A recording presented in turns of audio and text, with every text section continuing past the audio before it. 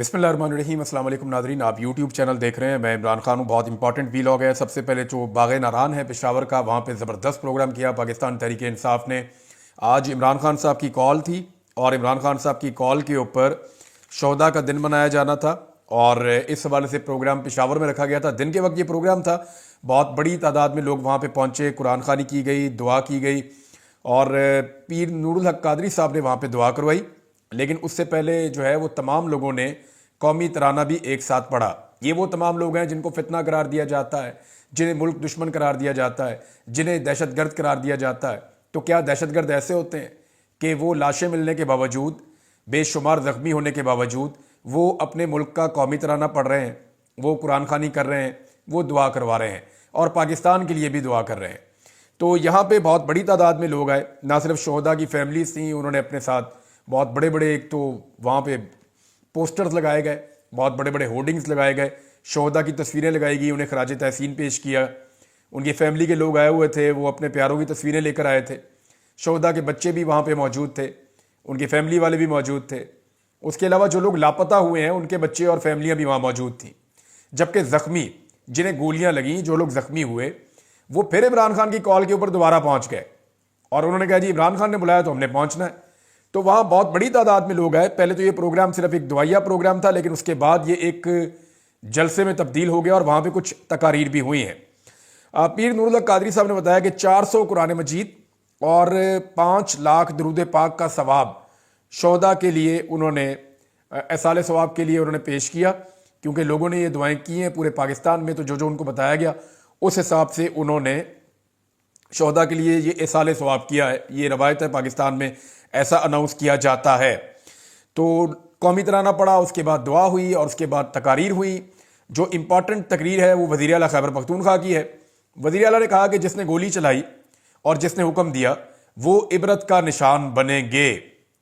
अच्छा, ये आप याद रखिएगा कि वक्त बहुत तेज़ी से बदल रहा है और इस हुकूमत और इस एस्टेब्लिशमेंट के हाथ से जैसे मुट्ठी से रेत निकलती है, ऐसे चीज़ें निकल रही हैं। क्या ऐसा हुआ है और कौन सी डेवलपमेंट्स आने वाले दिनों में होने जा रही हैं, इसी वीलॉग में मैं आपको बताऊंगा अभी।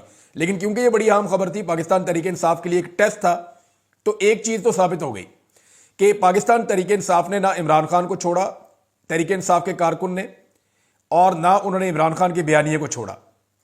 यानी एक मायूसी का तासुर दिया जा रहा था और यह कहा जा रहा था कि जब भी कभी दोबारा इमरान खान साहब कॉल देंगे तो जितनी गोलियां चला दी गई हैं अब कोई नहीं निकलेगा। लेकिन फिर हमने देखा कि बड़ी तादाद में लोग निकले और जो पेशावर का प्रोग्राम था वो सबसे बड़ा प्रोग्राम था।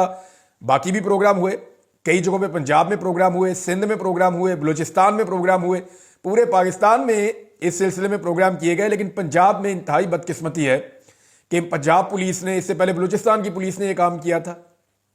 उन्होंने जाकर जो लोग फातिहा देने के लिए आ रहे थे, दुआ करने के लिए आ रहे थे शोहदा के घरों में या मसाजिद में, उनके ऊपर छापे मारे और उनकी गिरफ्तारियों की कोशिश की और वहां पे जाकर उनको बददुआएं दी, उनके साथ बदतमीजी की, पुलिस वालों ने गालियां दी जाकर। तो ये बलूचिस्तान में पहले हुआ था, अब पंजाब पुलिस ने भी यही किया। जहां पे लोग दुआ करने के लिए इकट्ठे होते थे या जिस जगह के ऊपर दुआया तकरीब रखी जाती थी, कुरान खानी रखी जाती थी, वहां पुलिस अपना पैरा लगा देती थी और पुलिस ने कई जगह के ऊपर दुआया तकरीबात को रुकवाने की कोशिश की और कुछ जगह पर रोका भी है। तो ये तो पंजाब की सूरत हाल है। बाकी पूरे पाकिस्तान के अंदर ये तकरीबात हुई हैं। वज़ीर आला खैबर पख्तूनख्वा ने कहा कि डी चौक वाक़े के हवाले से उन्होंने किसी का नाम लिए बगैर कहा कि तुम्हें अब सुकून नहीं मिलेगा और तुम्हारी ये ताकत हमेशा नहीं रहेगी। उन्होंने कहा कि किसी को अच्छा लगे या बुरा, लेकिन हम सवाल पूछेंगे कि 26 नवंबर के दर्दे के शुरका पर गोली क्यों चलाई। जिसने भी वो हुक्म दिया और जिसने माना वो इबरत का निशान बनेगा। ये तहरीक जारी रहेगी और इमरान खान और PTI की तहरीक नहीं बल्कि हक और सच की तहरीक है, जिसके लिए हम कुर्बानियां देते रहेंगे। आज अगर आप इस वजह से खामोश हैं कि गोली मुझे नहीं लगी, ये गोली कल को आपको भी लग सकती है। ये जनाब इसके अंदर अपडेट्स हैं, कुछ और चीज़ें भी हैं इसमें, मैं आपके साथ शेयर कर देता हूं और वो भी बहुत अहम है।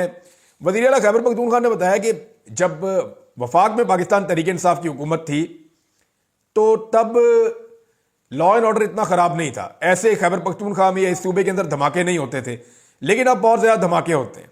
उसकी वजह यह है कि नालायक हुकूमत आई है और इनकी सारी की सारी तवज्जो जो है वो इस बात के ऊपर है कि पाकिस्तान तहरीक इंसाफ को कैसे कुचलना है। तो अपनी इस एक्टिविटी के चक्कर में उन्होंने लॉ एंड ऑर्डर का बेड़ा गर्क कर दिया और खैबर पख्तूनख्वा के अंदर दहशतगर्दी बढ़ रही है। और उसकी वजह यह है कि इंटेलिजेंस का काम जो है वो नहीं हो रहा, लॉ इन्फोर्समेंट का काम जो है वो नहीं हो रहा, और सबकी तवज्जो इस बात पे है कि एफसी को भी इस्तेमाल करो, रेंजर्स को भी इस्तेमाल करो, मिलिट्री को भी इस्तेमाल करो, इंतजामिया को भी इस्तेमाल करो और एजेंसियों को भी इस्तेमाल करो और पाकिस्तान तहरीक इंसाफ का बेड़ा गर्क कर दो।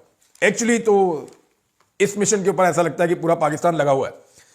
अब पूरी दुनिया के अंदर भी नाज़रीन ये प्रोग्राम शुरू हो चुके हैं। आहिस्ता आहिस्ता रिपोर्ट आ रही है दुनिया के जिन जिन ममालिकों में वक्त होता जा रहा है 15 तारीख के हवाले से, वहां से एहतजाज की जो है वो रिपोर्टें आना शुरू हो गई हैं। जब तफसीली रिपोर्ट्स आ जाएंगी अगले वीलॉग में मैं आपको बताऊंगा। लेकिन एक बहुत बड़ी डेवलपमेंट है जो मुझे आपके साथ शेयर करनी है, और वो है अमेरिका में एक बहुत बड़ी तैनाती हुई है जिसे डोनाल्ड ट्रंप ने किया है। उस तैनाती के बाद हुकूमत की चूलें हिल गई हैं, यानी हुकूमत के लिए बहुत मुश्किलात पैदा हो गई हैं। इस तैनाती के बारे में मैं आपको तफसील से बताता हूं, लेकिन पाकिस्तान तहरीक इंसाफ ने एक ऐसा काम किया है जो काम करने के लिए इनको पहले दिन से कहा जा रहा था, और मैंने आपको जो चंद चीजें पहले दिन बताई थी कि पाकिस्तान तहरीक इंसाफ को ये चीजें करनी पड़ेंगी। और ये मेरा नहीं, बहुत सारे लोगों का यही सोचना था कि ऑब्वियसली अगर कोई भी होगा तो वो ये चीजें करेगा। एक तो अंग्रेजी के अंदर इंटरनेशनल मीडिया को ब्रीफिंग दी जाएगी, और ये काम नहीं हो रहा था। एक एफआईआर दर्ज करवाई जाएगी या इस्तगासा होगा, ये काम भी नहीं हो रहा था। फुटेज के लिए दरखास्त दी जाएगी, ये काम भी नहीं हो रहा था। अस्पतालों से रुजू किया जाएगा, ये काम भी नहीं हो रहा था। और लापता अफराद के लिए भी अदालतों के दरवाजे खटखटाए जाएंगे, ये काम नहीं हो रहा था। लेकिन सारे काम पाकिस्तान तहरीक इंसाफ ने एक साथ शुरू कर दिए हैं। अब खैबर पख्तूनख्वा में पेशावर में वज़ीर आला हाउस में जो इंटरनेशनल मीडिया है उसको ब्रीफिंग दी गई है, बाकायदा पूरी एक डॉक्यूमेंट्री भी दिखाई गई है, और बताया गया है कि किस तरीके से इस्लामाबाद में कत्लेआम किया गया डी चौक में। इस हवाले से एक डॉक्यूमेंट्री भी पाकिस्तान तहरीक इंसाफ ने जारी की है, जिसमें बहुत सारे इंटरव्यूज हैं, बहुत सारे लोग जो बात कर रहे थे। वो भी है कि वज़ीर दिफा क्या कह रहा था, वज़ीर इतलात क्या कह रहा था, वज़ीर दाखिला क्या कह रहा था, वज़ीर आज़म का क्या कहना था, वज़ीर आला पंजाब ने क्या कहा था, किस तरीके से फितना करार दिया गया उन लोगों को जो एक सूबे से एहतजाज करने के लिए आ रहे थे, किस तरीके से पश्तूनों को निशाना बनाया गया। आईजी ने क्या कहा, किस तरह उन्होंने एक फ्लैग मार्च करके दिखाया, वहां पे उन्होंने रैली निकाली, किस तरह रियासत ने पूरी तैयारी की, फिर किस तरह बर्बरियत की गई, फिर इंटरनेशनल मीडिया ने क्या रिपोर्ट किया, फिर जो मीडिया रिपोर्ट कर रहा था उनके ऊपर कितने मुकदमा दर्ज हुए, फिर मुतीउल्लाह जान को और शाकिर इवान को किस तरह से अगवा कर लिया गया, फिर कैसे उनकी बाजियाबियां हुई, फिर किस तरीके से जो है उनके ऊपर मुकदमा दर्ज किए गए। तो ये सारी चीजें एक एक करके सामने रखी गई इंटरनेशनल मीडिया के।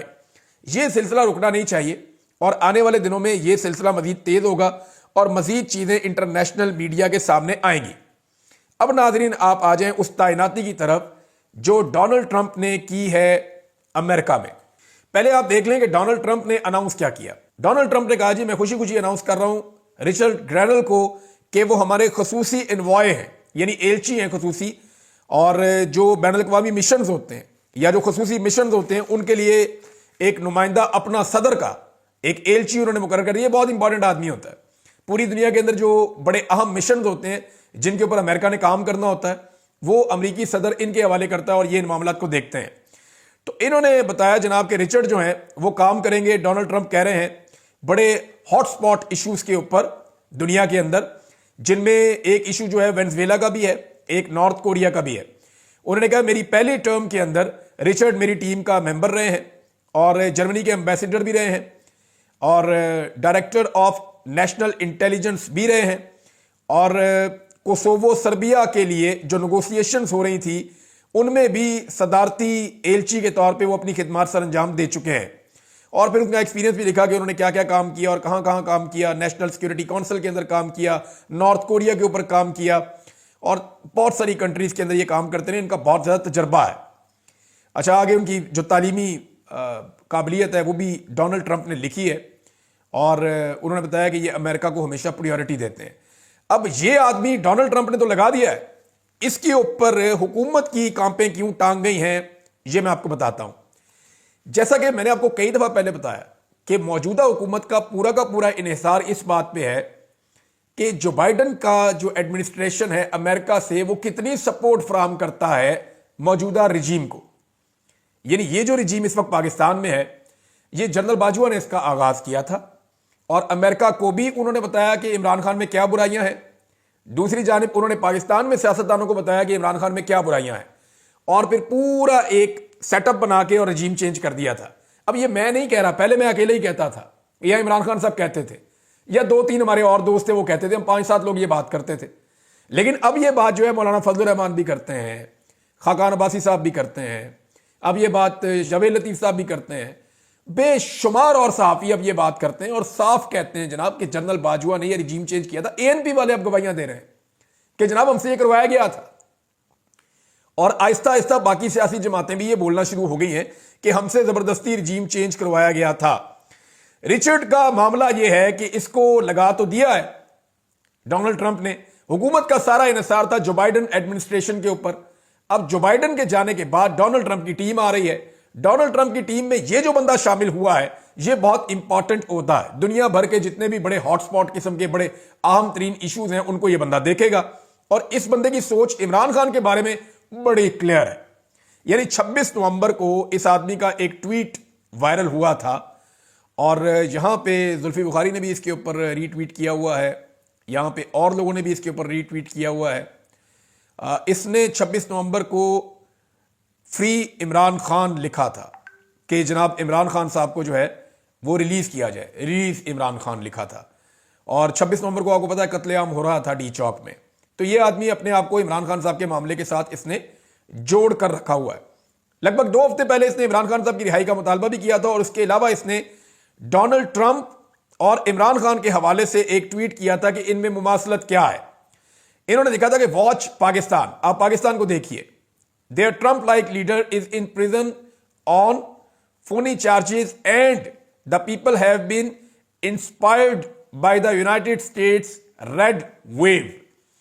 वो ये कह रहे जी कि अमेरिका की तरह पाकिस्तान में भी जो है ना डोनाल्ड ट्रंप की तरह जुल्म किया गया एक आदमी के साथ। डोनाल्ड ट्रंप को भी वहां की एस्टेब्लिशमेंट ने बहुत तंग किया था। जैसे इमरान खान को पाकिस्तान की एस्टेब्लिशमेंट ने दीवार के साथ लगाया हुआ है ना, लेकिन अमेरिका में और पाकिस्तान में फर्क ये है, वो सुपर पावर इसीलिए तो है कि वहां पब्लिक ने वोट डाला और डोनाल्ड ट्रंप आ गया। यहां पब्लिक ने वोट डाला और एस्टेब्लिशमेंट ने जूते की नोक पे रखा और जनाब इमरान खान साहब को फारिग कर दिया और रबर स्टैंप किस्म की हुकूमत लाके बैठा दी। अमेरिका में यह हो नहीं पाया। तो रिचर्ड ने कहा जी डोनाल्ड ट्रंप की तरह का वहां पे लीडर है पाकिस्तान में, और उसके साथ जो है वो जुल्म हो रहा है। उस जुल्म के खिलाफ उसने उस वक्त भी आवाज उठाई थी। इसके अलावा एक और ट्वीट है जिसको रीट्वीट किया है रिचर्ड ने, और जो रिचर्ड ने रीट्वीट किया वो ट्वीट भी ये बता रही है कि पाकिस्तान में डीप स्टेट एक्टर्स ने जो है वो एंटनी ब्लिंकन का भी नाम लिखा उसके अंदर, और उसके अंदर जो है विक्टोरिया नोलैंड का भी नाम लिखा है, एंड आसिम मुनीर का भी नाम लिखा है। और ये रजीम चेंज ऑपरेशन पाकिस्तान में किया गया है। हालांकि जब रजीम चेंज ऑपरेशन पाकिस्तान में हुआ था तब आसिम मुनीर नहीं थे आर्मी चीफ, लेकिन उनके ऊपर उनके अभी ये जो नई हुकूमत बनी है ये सारे मामला जो है वो उधर जाके जुड़ते हैं। अमेरिकन एडमिनिस्ट्रेशन में जो अब लोग हैं वो ये समझते हैं। अच्छा जी, उन्होंने कहा जी इनको अकाउंटेबल करार दिया जाए। इसको रीट्वीट किया है रिचर्ड ग्रेनल ने। यानी इसका यह मतलब है कि ये 2-3 ट्वीट्स ये बता रहे हैं कि वो अवामी सतह पे आकर खुलकर इस बात का इजहार कर चुके हैं कि इमरान खान के साथ ज्यादती हो रही है, पाकिस्तान में रजीम चेंज हुआ है। उनका यह मानना है कि पाकिस्तान में रजीम चेंज हुआ है, और जो रजीम चेंज करने वाले करैक्टर हैं वो अमेरिका से भी हैं और पाकिस्तान से भी हैं, और इमरान खान के साथ ज्यादती हो रही है और पब्लिक की विल के खिलाफ उसको जेल में रखा हुआ है, और वो बंदा बेगुनाह जेल के अंदर है। उसी तरह की ज्यादती हो रही है जैसी डोनाल्ड ट्रंप के साथ हुई थी, लिहाजा इमरान खान को फौरी तौर पर रिहा करना चाहिए। इस सोच का आदमी अमेरिका के अहम तरीन ओहदे के ऊपर बैठने जा रहा है। यह पाकिस्तान की एस्टेब्लिशमेंट के लिए और पाकिस्तान की हुकूमत के लिए बहुत बुरी खबर है। यानी इनके लिए सटपटा जाने वाली खबर है, और यह इनके ऊपर बिजली बनकर गिरी है। अमेरिका से आने वाली यह खबर इनके ऊपर बिजली बनकर गिरी है, और इनके 14 तबक रोशन हो गए हैं, क्योंकि अब जो बाइडन वाली सपोर्ट इनको नहीं मिलेगी। देखिए, इनको करना कुछ नहीं है डोनाल्ड ट्रंप वगैरह को, ये सपोर्ट देना बंद करें बस। ये जो बाइडन ने अंधाधुंध सपोर्ट दी है ना रजीम चेंज ऑपरेशन से लेकर अब तक, जो जुल्म बर्बरियत जबर जो कुछ भी किया, उसको अंधाधुंध जो सपोर्ट दिया ना जो बाइडन ने, वो अगर सपोर्ट ना होती तो ये कुछ पाकिस्तान में नहीं हो सकता था। इमरान खान और पाकिस्तानी खुद ही निमट लेते। लेकिन जब ये सपोर्ट हट जाएगी तो सूरत हाल बहुत तेजी से तब्दील हो जाएगी। नाज़रीन, एक और चीज बहुत अजीब हो रही। वज़ीर आला पंजाब ने मरियम नवाज ने दौरा किया चाइना का, और बहुत सारे जो हैं वो बंदे, उन्होंने नाच नाच के दानिश्वरों ने घुंघरू तोड़ लिए। कि पता नहीं कौन कौन सी टेक्नोलॉजी, किस किस बीमारी का इलाज आ रहा है, कौन कौन सी सड़कें बनाने का आ रहा है, कौन कौन सी एनर्जी बनाने का आ रहा है। ऐसी ऐसी टेक्नोलॉजी इन्होंने मुतारफ करवाना शुरू कर दी नेशनल टीवी के ऊपर बैठ के, जो चाइना भी इतना तरक्की नहीं किया होगा। यानी चाइना से मरियम नवाज वो चीजें लेकर पाकिस्तान आ जाएगी जो चाइना में भी अवेलेबल नहीं है, मुझे तो ऐसा लगता है। यानी जो चीजें ये बता रहे हैं बढ़ा चढ़ाकर, उन्हें अगर स्टडी किया जाए, आप चले जाएं गूगल करके देख लें, चीजें मौजूद ही नहीं है उनके ऊपर। हो सकता है फ्यूचर में काम हो रहा हो। मैं डॉक्टर से बात की, डॉक्टर कहते हैं यार कानों को हाथ लग गया हमारे तो वो क्लिप सुन के, और मुख्तलिफ क्लिप्स आ रहे हैं, लोग ट्वीट्स कर रहे हैं, पता नहीं किस तरीके से एक जीरो को हीरो बनाने की कोशिश कर रहे हैं।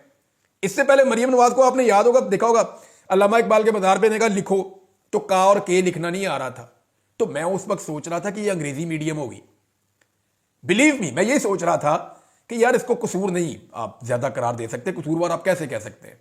ज्यादातर जो हमारे अलीट बच्चे होते हैं, जो सोने का चम्मच मुंह में लेकर पैदा होते हैं, वो अंग्रेजी मीडियम होते हैं, तो उनके लिए उर्दू लिखना जरा मुश्किल होता है। तो का और की का फर्क आ गया, वो लिख नहीं पा रही थी, वो बहुत कभी इधर हाथ जा रहे थे, कभी इधर हाथ जा रहे थे। मुझे लगा कि उर्दू लिखना मुश्किल होगा, मैंने मार्जिन रखा।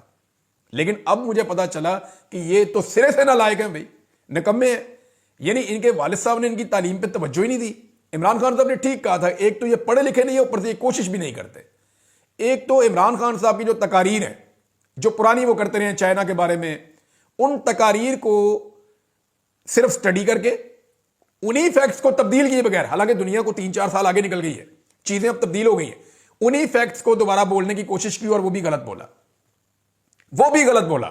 इमरान खान की नकल की और वो भी ठीक नहीं की। नंबर 2, पर्चियां रख रख के उन्होंने अंग्रेजी बोलने की कोशिश की और पर्चियां रख के भी ठीक अंग्रेजी नहीं बोली, और कई कट लगाने पड़े उसको जारी करने के लिए इनकी गवर्नमेंट को या इनके लोगों को, इनकी मीडिया टीम को। यानी 1 मिनट की वीडियो के अंदर 7-7, 8-8, 15-15 कट्स हैं। ये कट्स क्यों लग रहे हैं? क्योंकि मरियम नवाज अंग्रेजी भी सही नहीं बोल पा रही हैं, आप अंदाजा कर लीजिए। और बनना है इनको जनाब लीडर, हर जगह पे नालायकी में इन्होंने झंडे गाड़ दिए हैं। अब ये हुकूमत जाने वाली है नाज़रीन, और ये हुकूमत जाने वाली है, उसकी कुछ निशानियां हैं, वो मैं आपको बाद में बताता हूं। लेकिन आतिफ खान साहब का एक स्टेटमेंट आया, ये बहुत खुश हैं। अब आतिफ खान साहब जो हैं, ये इमरान खान साहब के बड़े दरीना साथी हैं, और ये उन लोगों में से हैं जिन्हें इमरान खान से लालच कोई नहीं है। कोई सीधे सीधे लोग हैं, अमेरिका में रहते हैं और इनकी अपनी एक तंजीम है अमेरिकन की। इन्हें कोई लालच नहीं है इमरान खान से, इन्हें कोई लालच नहीं है किसी और पॉलिटिकल पार्टी से, ना इन्होंने पाकिस्तान में कोई जायदादें बनानी है, ना इन्होंने यहां पे कोई काम कहना है, इन्हें किसी किस्म का कोई लालच नहीं है। ये स्ट्रेट अवे बात करते हैं। नहीं, इमरान खान साहब से मुझे अच्छी तरह पता है कि जब ये लोग इमरान खान से भी बात करते थे तो साफ बात करते थे कि खान साहब ये चीज आपकी पसंद है और ये चीज आपकी नहीं पसंद। लेकिन नजरियाती तौर पर ये लोग इमरान खान के साथ खड़े हैं, और ये इमरान खान साहब की अच्छी किस्मत है, ऐसे लोग खड़े हैं। और ये एक आतिफ खान नहीं है, बहुत सारे हैं। आतिफ खान जो है वो अब रिचर्ड की तैनाती के फौरन बाद इनका एक स्टेटमेंट आया, वो मैं आपको पढ़ के सुना देता हूं, और ये कॉन्फिडेंस आपको बता देगा कि होने क्या वाला है। उन्होंने कहा ना 500 दिन, ना 12,000 घंटे, ना यहां तक के 7,20,000 मिनट, आपको इन 4,32,00,000 सेकंड्स का भी हिसाब देना होगा जो आपने हमारे रहनुमा इमरान खान को इतनी गैर इंसानी हालत में नाजायज तौर पर कैद में रखा है। ये आतिफ खान साहब का स्टेटमेंट है, और ये बड़ा अग्रेसिव स्टेटमेंट है, और इस वक्त वो ये दे सकते हैं क्योंकि उन्हें ये समझ आ रही है कि जो टीम बनने जा रही है अमेरिका में, वहां इस हुकूमत को अब जो बाइडन तर्ज की किसी किस्म की कोई सपोर्ट मिलने वाली नहीं है। और इमरान खान साहब ने अपने मुंह से एक जुमला कहा था, और वो जुमला आप सबको हमेशा याद रखना है। उन्होंने कहा कि जेल में मेरे साथ वो सलूक किया जा रहा है जो जानवरों के साथ भी नहीं किया जाता। ये इमरान खान साहब का अपना जुमला था। इस जुमले को पाकिस्तानी कभी नहीं भूलेंगे। अब जनाब सरवर बारी साहब हैं, उन्होंने वो तमाम निशानियां बता दी हैं जब कोई हुकूमत गिरने लगती है, और बड़ा क्लियरली उन्होंने कहा कि ये हुकूमत गिरने लगी है। ये निशानियां आप सुनेंगे तो आपको भी आइडिया हो जाएगा। वैसे तो बहुत सारे ऐसे दानिश्वर हैं जो इस वक्त धमकियां लगा रहे हैं कि अगर सिविल नाफरमानी की तहरीक चलाई तो केपी हुकूमत गिरा देंगे, और वो अपना मैंडेट वापस मांगने आए थे, आपने उनको लाशें देकर वापस भेजा है। अब आप एक एहतजाज करने के ऊपर उनकी हुकूमत गिरा देंगे। गिराएं आप हुकूमत, आपको लग पता जाएगा। ये खैबर पख्तूनख्वा की हुकूमत गिराना कोई हलवा थोड़ी है कि हुकूमत गिराएंगे और उसके बाद हैप्पी बर्थडे टू यू होगा। ऐसा नहीं होगा, लग पता जाएगा पाकिस्तान के अंदर जो होगा।